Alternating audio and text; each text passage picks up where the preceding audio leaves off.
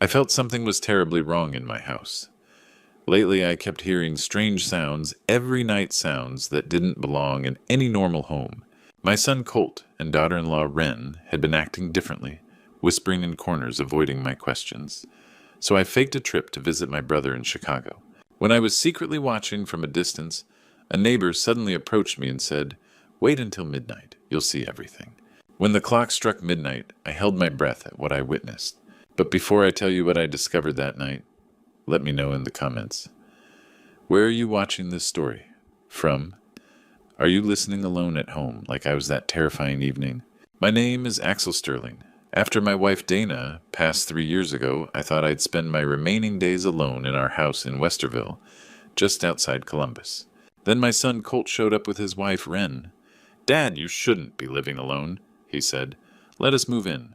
It seemed like a blessing. Colt had been unemployed for months, and Wren had lost her nursing job at Riverside Methodist. Those first 18 months were the happiest I'd had since Dana died. We'd share dinner every evening, and Wren cooked amazing pot roasts. Colt fixed things around the house. For the first time in years, the house felt alive again. But 4 months ago, something changed. It started with a smell. I spent 40 years teaching organic chemistry at Ohio State, so I know chemical compounds. This wasn't your typical household odor. It was sharp, acrid, with ammonia undertones that hit you in the throat. The smell came from the basement, my old lab, where I used to work on research projects. When I asked Colt about it, he barely looked up from his phone. "Oh, that we're using new heavy-duty cleaning supplies down there, Dad. You know how musty basements get." But I knew that wasn't right. I'd been around industrial cleaners my entire career. This smell was different. It had an organic complexity that made my professor instincts kick in. Something was being mixed down there, and it wasn't Pine Sol. Then came the sounds. Every night around 11:30, I'd hear mechanical noises from below my bedroom floor. Not our old furnace or gurgling pipes. These were deliberate sounds, equipment running, things being moved, muffled voices having conversations I couldn't make out. When I mentioned it at breakfast, Wren jumped in quickly. "We've been reorganizing storage down there," she said with that bright smile, "making the space more functional." The third thing was the door. For 35 years, the basement door had never been locked. Dana and I used to joke that we forgot to lock our front door half the time.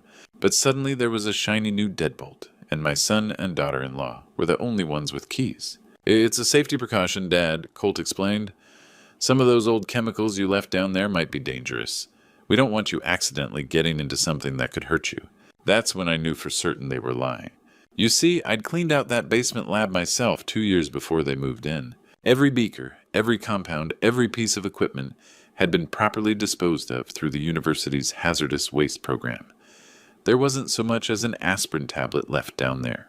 My son was lying to me about what was happening in my own basement, and my chemistry background told me that whatever was producing that smell wasn't cleaning supplies. Something was happening in my basement, and my son was lying about it. Once I admitted to myself that my son was lying, my scientific mind kicked into overdrive. 40 years of teaching students to question everything had trained me well. If something unusual was happening in my basement, I was going to figure out exactly what it was. The next morning, I did what any good researcher would do. I started gathering data. I pulled out an old laboratory notebook and began recording everything systematically. Time of day, duration of sounds, intensity of odors. If I was going to solve this mystery, I needed facts, not just suspicions. The chemical analysis came first. That smell had specific components my trained nose could identify. The ammonia was unmistakable, but underneath it I detected acetic acid and an organic compound, with a sweet undertone that reminded me of ester reactions from advanced organic chemistry. I spent 3 days timing the basement activities while pretending to read the Columbus Dispatch. The pattern became clear. Quiet during the day when Colt was supposedly job hunting and Wren was running errands. But every night starting around 11:15, the basement came alive. The sounds weren't random either. First mechanical humming, probably a motor or pump.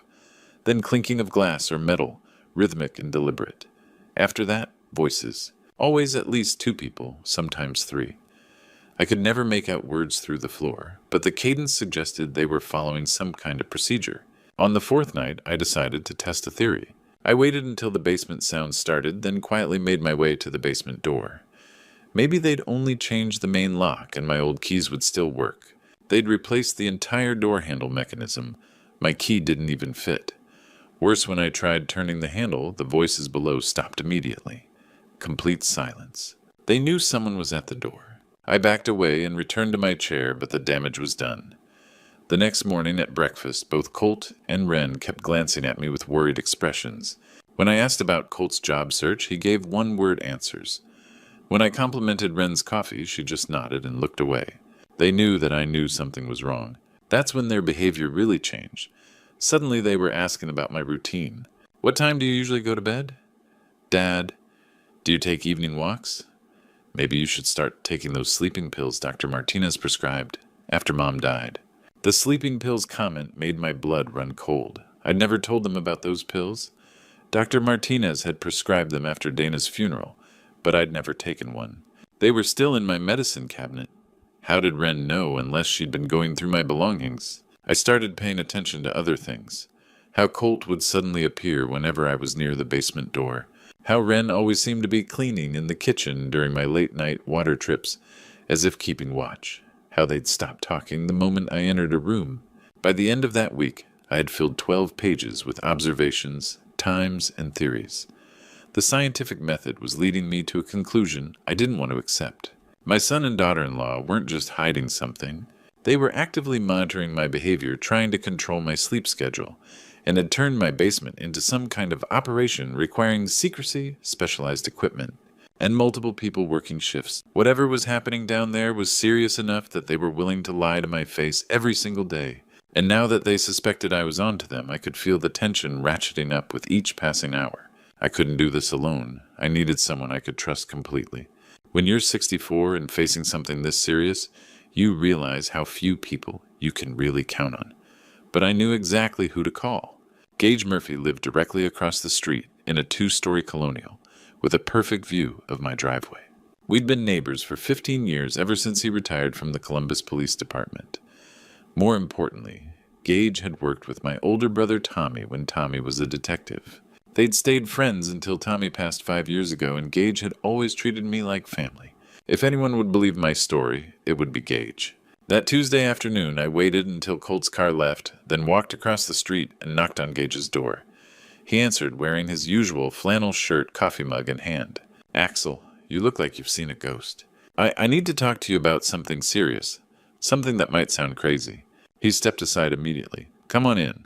We sat in his living room, and I spread my notebook on his coffee table. For 20 minutes, I walked him through everything the smells sounds changed. Locks, the way Colt and Wren were monitoring my behavior. I showed him my chemical analysis timing charts observations. Gage listened without interrupting, occasionally taking notes. When I finished, he was quiet for a long moment. Axel, I'm glad you came to me, because I've been seeing things too. My heart started pounding. What kind of things? Cars showing up at your house late at night, maybe 3 or 4 times a week. Different cars each time, beat-up sedans, old pickup trucks. People getting out looking desperate. Sick, maybe. They never stay long, and they always leave looking worse than when they arrived. I felt vindicated and terrified.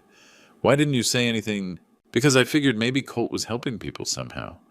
But combined with what you're telling me... He shook his head. This doesn't sound like helping people. We spent the next hour planning. Gage's upstairs guest bedroom window looked directly into my driveway and could see anyone approaching my front door. The basement windows were partially visible from his kitchen. Here's what we're going to do, Gage said, pulling out a legal pad. You're going to tell them you're visiting your brother in Chicago for a few days. Make it sound spontaneous, say he called with an emergency. But I don't want to actually leave town. You won't. You'll stay here in my guest room. We'll document everything times people license plates. I've got binoculars and my old camera has decent zoom. We worked out the details. I'd pack a bag and make a show of leaving, but park at the Kroger shopping center and walk back through the alley. We'd take shifts watching, and if we saw anything dangerous, we'd call 911. There's one more thing, Gage said as we finished planning. I've been a cop for 30 years. Whatever they're doing in your basement, the pattern of visitors, the secrecy trying to control your sleep schedule, this has all the hallmarks of something criminal. Criminal how? I don't know yet. But people running legitimate operations don't need to drug family members or change locks. They don't have desperate strangers showing up at midnight. He walked me to his back door and put his hand on my shoulder. Axel, be very careful. Don't let them know you suspect anything. Act normal, maybe even more trusting than usual. We need them comfortable so we can see what they're really up to. As I was about to leave, he called out one more warning that made my blood run cold. Friday afternoon arrived faster than I wanted. That morning I'd put on my best acting performance telling Colt and Wren that my brother in Chicago had called with a family emergency, and I needed to drive up there for a few days. "Are you sure you should make that long drive, Dad?" Wren asked, but I caught something in her eyes that looked more like relief than concern. "I'll leave this afternoon, get there before dark." By 4 o'clock, I'd made a show of packing and loading my car. I drove to the Kroger shopping center, parked behind the building, and walked back through the alley to Gage's house as planned. By 10:30 that night, I was in Gage's guest bedroom with binoculars and his old Nikon camera. The view was perfect. I could see my entire front yard driveway and basement windows. Gage sat beside me with a notebook ready to document everything. "You nervous?" he whispered. "Terrified." At 11:45, exactly when Gage had predicted, a beat-up Honda Civic pulled into my driveway. The headlights cut off immediately. The man who stepped out was probably in his 50s, but looked much older, painfully thin, wearing a baseball cap that couldn't hide his complete baldness. Even from across the street, I could see he moved carefully, like every step hurt. "Cancer patient," Gage said quietly. "That's chemotherapy baldness." My stomach dropped. This wasn't some criminal meeting. This was a sick man desperate enough to show up at midnight. James Morrison, I learned his name later, walked slowly to my front door. Before he could knock, Wren opened it. They spoke briefly, and I saw him pull out a thick envelope. Through the zoom lens, I watched Wren count the money quickly, probably $700 or $800 in cash. "What kind of treatment costs that much in cash?" I whispered. 25 minutes later, another car arrived, a newer sedan. The man who got out was completely different. Well-dressed, confident, carrying a professional medical bag. Early 50s, graying hair, the bearing of someone used to being in charge. "That's got to be a doctor," Gage said. "Dr. Cade Rivers, though I wouldn't learn his name until later, didn't knock either." Colt opened the door before he reached it, and they shook hands like old business partners. No money changed hands, but Colt gestured toward the basement, and both men disappeared inside. For the next hour and a half, Gage and I documented the horror unfolding in my basement. The sounds started around 12:30. Even from across the street, we could hear them. Mechanical humming like medical equipment running, the clink of metal instruments, the hiss of pressurized gas, and underneath it all the unmistakable sound of someone in pain. James Morrison was moaning. Not constantly, but in waves like whatever they were doing came in cycles. Sometimes the sounds would stop completely and we'd hold our breath. Then they'd start again. "We should call the police," I whispered, "and tell them that we think something medical is happening in your basement. They'll want to know why we're not just walking over and asking." At 2 in the morning, Dr. Rivers emerged, loaded his medical bag, and drove away. He looked satisfied, like a man who'd completed a successful business transaction. 15 minutes later, James Morrison stumbled out. The difference was shocking.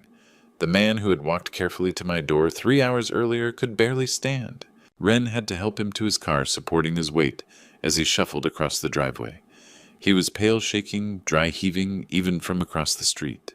Whatever they had done to him in my basement had made him significantly worse. I documented everything, but I had no idea this was just the beginning. Saturday night, I expected to see more of the same, another desperate cancer patient, another illegal medical experiment. I thought I understood what my son and daughter-in-law were doing. I was completely wrong. The differences started immediately. Instead of the beat-up Honda Civic, arriving close to midnight, a black cargo van pulled into my driveway at 10:30. The vehicle itself told a different story. Tinted windows, modified exhaust, the kind of van you'd see in movies about drug dealers. 3 men got out, and none of them looked sick. The leader was young, maybe mid-20s, with elaborate tattoos covering both arms and the sides of his neck. Even from across the street, I could see the confident swagger in his walk, the way he surveyed the neighborhood like he owned it. This wasn't a desperate patient seeking treatment. This was someone who dealt in illegal transactions for a living. "That's Rico Martinez," Gage whispered, lowering his binoculars. "I arrested him twice when I was still on the force. Small-time dealer, but he's got connections to some serious operations." My blood ran cold. Drug dealer, the kind that doesn't mess around with marijuana. This guy moves the hard stuff. Instead of Wren answering the door, Colt stepped outside to meet them. The interaction was completely different from the night before. No envelope of cash changed hands. Instead, Rico pulled a small duffel bag from the van and handed it to my son. Colt opened it, examined the contents, then nodded his approval. They weren't buying something, they were trading. At 11 o'clock, another vehicle arrived, a small delivery truck with no company markings. Two men in work clothes began unloading large containers, the kind used for industrial chemicals. The labels were too far away to read, but the way they handled them with gloves and careful movements suggested hazardous materials. The smell that drifted across the street was nothing like the night before. Where Friday's odors had been sharp and medicinal, this was something entirely different. Harsh chemical with an underlying sweetness that made my throat burn even from this distance. "They're cooking something," Gage said grimly, "and it's not medicine." The basement came alive with different sounds. Instead of the precise mechanical humming of medical equipment, I heard industrial mixing the kind of heavy machinery you'd find in a chemical plant. The rhythm was faster, more aggressive, punctuated by the hiss of pressurized systems and the clang of metal containers. Around midnight, a third visitor arrived that made everything clear. She was probably in her 30s, but looked 50. Skeletal thin with hollow cheeks and eyes that seemed too large for her face. Her hair was stringy and unwashed, and she moved with the jittery, unpredictable energy I'd seen in documentaries about drug addiction. Iris Kane. I learned her name much later, wasn't paying for treatment. She was there to test the product. Colt met her at the door and escorted her directly to the basement. Within minutes, I could hear her voice through the basement windows. Not the controlled moans of someone undergoing medical treatment, but the wild, erratic sounds of someone experiencing a powerful chemical reaction. First came screaming. Not pain, but something else, excitement maybe, or terror. Then laughing, high-pitched and manic. Then silence so complete that Gage and I both leaned forward, straining to hear any sign of life.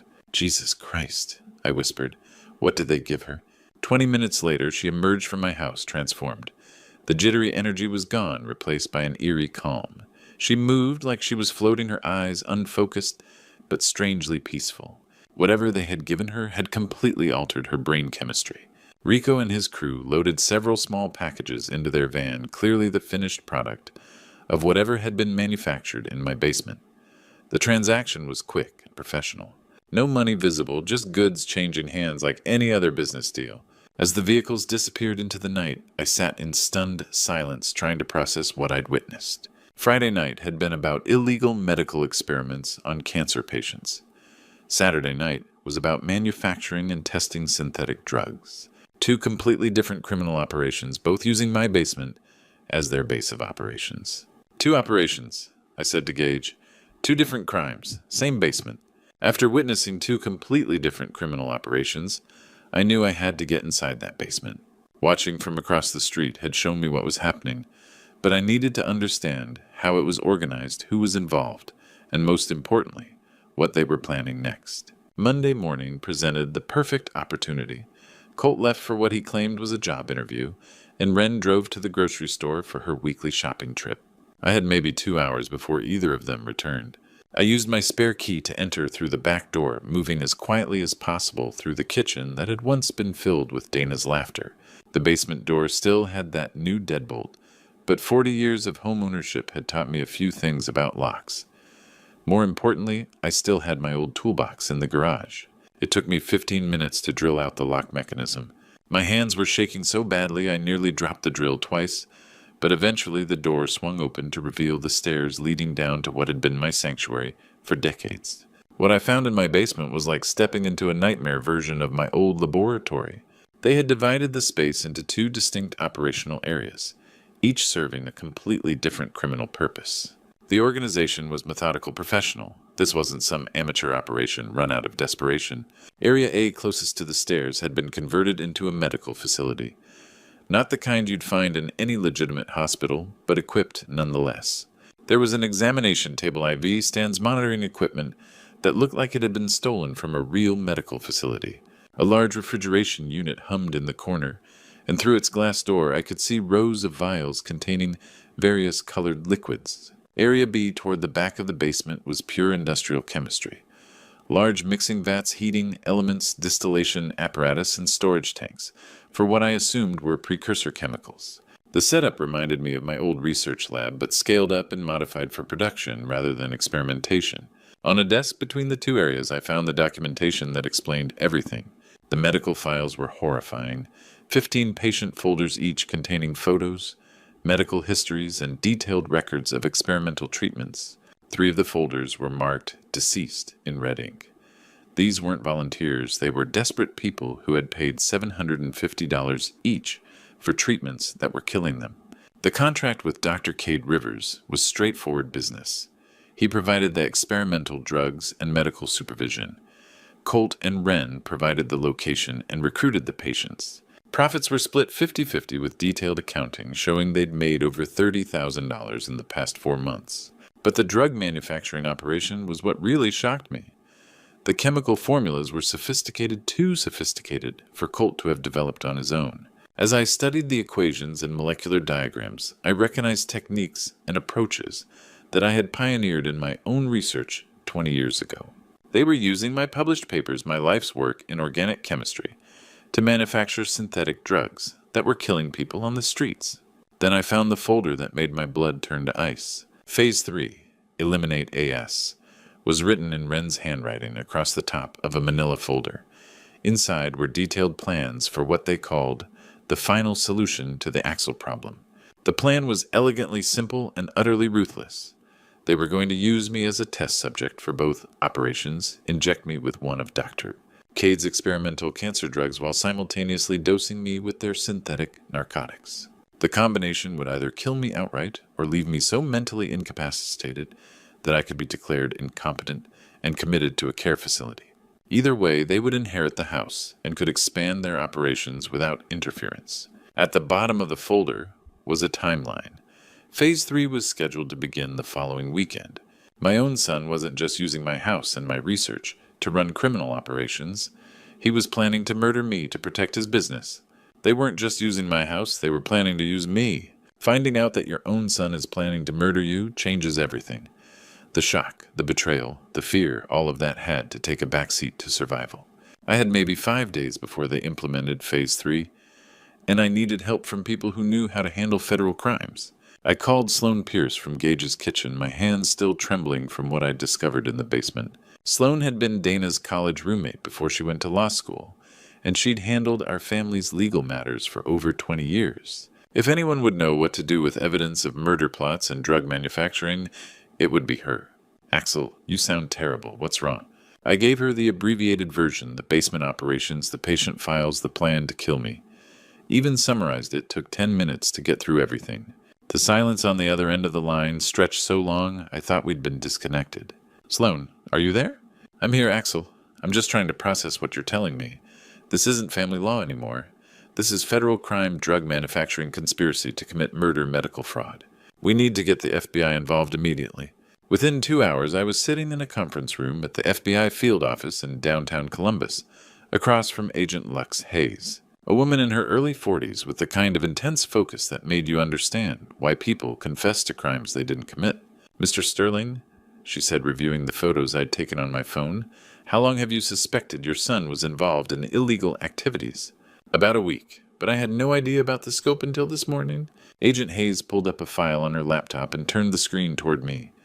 Dr. Cade Rivers' photo stared back at me, the same man I'd watched enter my house 2 nights earlier. We've been building a case against Dr. Rivers for 6 months. He's been running illegal drug trials across 3 states, targeting terminal patients who are desperate enough to pay cash for experimental treatments. We know he's killed at least 8 people, but we haven't been able to locate his primary operation site. It's my basement, I said quietly. And the drug manufacturing, I explained about the synthetic narcotics, the chemical formulas based on my old research, the connection to Rico Martinez and his distribution network. Agent Hayes took notes rapidly. Mr. Sterling, what you're describing is a multi-million-dollar operation. Your son and daughter-in-law aren't small-time criminals. They're running a sophisticated enterprise that combines medical fraud with drug trafficking. And they're planning to kill me this weekend, which brings us to our next problem. We need more evidence to make arrests that will stick in federal court. That means we need to catch them in the act. You want me to go back there knowing they're planning to murder me? I want you to help us save lives. Every day this operation continues, more people die. terminal patients paying their life savings for treatments that kill them faster, drug users overdosing on synthetic compounds that haven't been properly tested. Agent Hayes leaned forward. Here's what we're going to do. You're going to return home and act completely normal. We'll have surveillance teams positioned around your house starting tomorrow. The moment we see Dr. Rivers arrive, or any indication that they're moving forward with their plan against you, we move in. What if something goes wrong? What if they suspect I know? Then you use this. She handed me a small device that looked like a car key fob. Panic button. Press it and we'll have agents at your door within 90 seconds. Sloan, who had been quiet through most of the meeting, finally spoke up. Axel, you don't have to do this. We can arrest them based on what you've already found. Agent Hayes shook her head. Not for the murders. We need to catch Dr. Rivers actively harming a patient, or we need to prevent them from harming Mr. Sterling. Without that, the best we can do is drug possession charges that might not stick. I thought about James Morrison stumbling out of my house, barely able to walk. I thought about the 3 deceased files in that folder. I thought about Iris Kane transformed into something barely human by chemicals manufactured in my basement. I'll do it, I said. Agent Hayes looked me directly in the eyes. Mr. Sterling, I need you to understand something. Your life is in real danger. One wrong move, one suspicious glance, one question that makes them think you know too much, and they might accelerate their timeline. You mean they might kill me before you can stop them? Yes, that's exactly what I mean. The hardest thing I've ever done was walk back into that house, knowing my son was planning to kill me, and pretend everything was normal. Tuesday through Thursday, I gave the performance of my lifetime.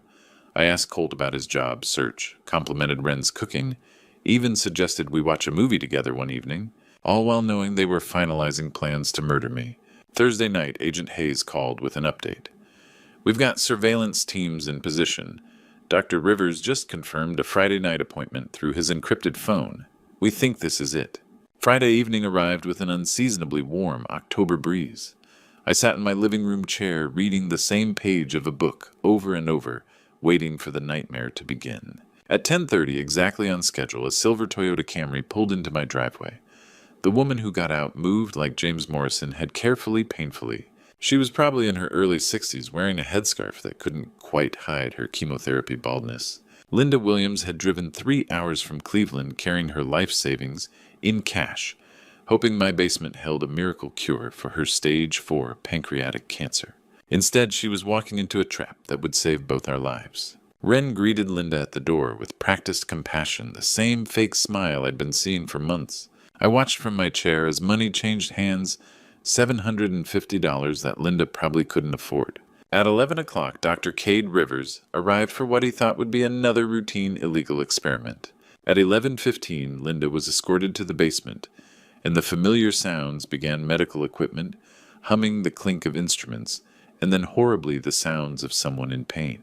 At 11:38, FBI agents in tactical gear surrounded my house.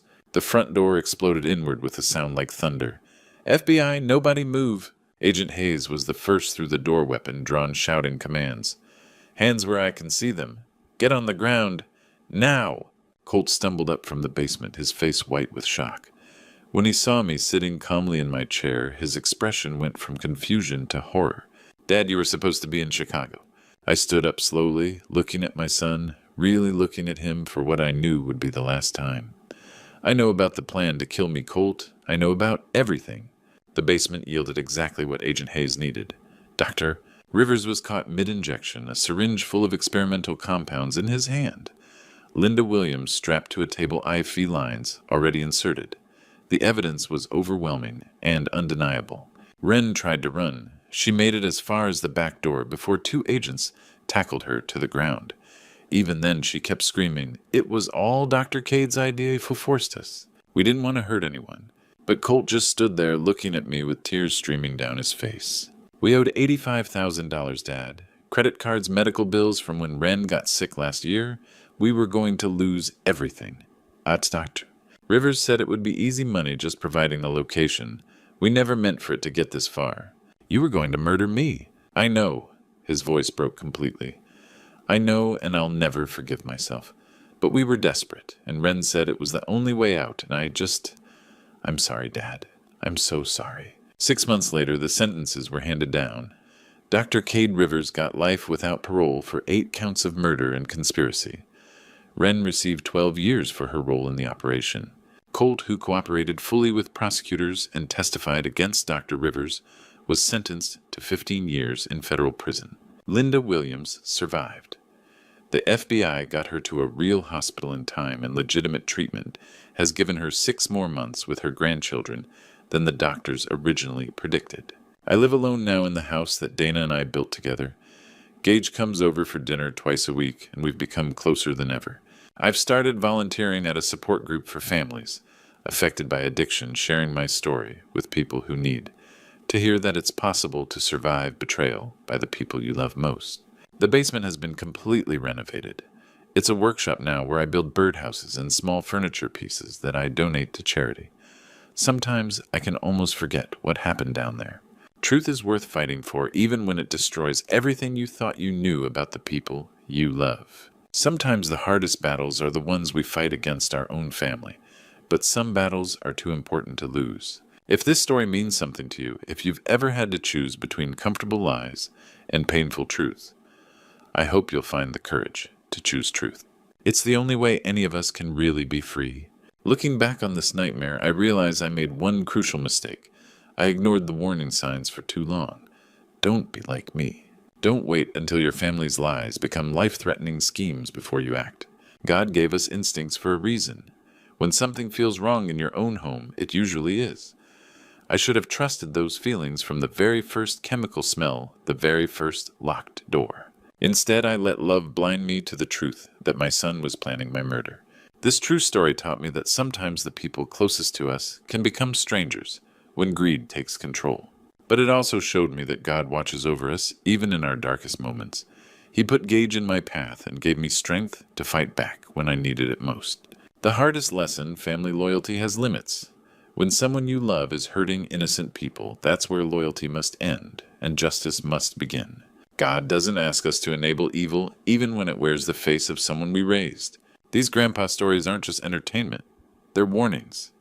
This true story happened to a real person with real consequences. If you're living with people whose behavior has changed dramatically, don't ignore it. Trust your instincts. Get help before it's too late. Don't let your love for family become the weapon they use to destroy you. That's why I share these grandpa stories, to help others learn from my mistakes. If this grandpa stories resonates with you, or if you've faced similar betrayals, please share your thoughts in the comments below. Your true story might help someone else recognize the warning signs. And if this opened your eyes to something important, please subscribe to our channel and share this story with someone who needs to hear it.